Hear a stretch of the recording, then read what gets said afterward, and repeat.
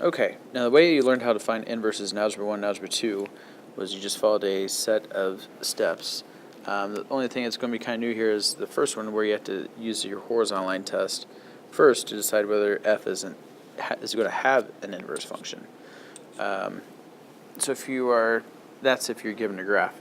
Now, the other steps, the 4 steps you use to determine whether you have a graph, is you need to first replace the f of x, turn that into a y, and then you're going to interchange the roles of x and y. So what that really means is you're just switching the x and y. Then solve that equation for y. And then the last step is you replace y by f to the negative 1 of x. If you don't replace it with f to the negative 1 of x, then you're not going to denote that it is an inverse. So let's try an example. If we want to find the inverse of f of x equals negative 4x minus 9, first thing you need to do is turn your f of x into a y. So that's y equals negative 4x minus 9. And then you have to swap x and y. So we're going to switch these two. And we're going to say x is equal to negative 4y minus 9. And you're going to have to solve this equation for y. So we're going to add 9 to both sides.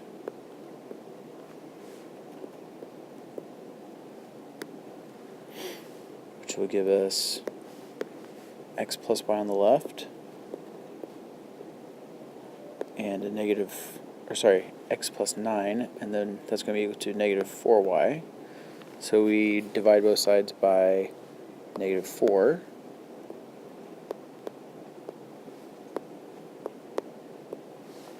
And when you do that, the negative 4's will cancel on the right. So we can say that we get y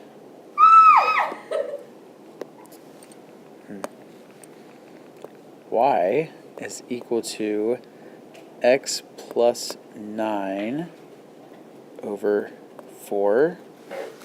Disregarding any screaming you heard in the background. I have a couple hooligans in the room.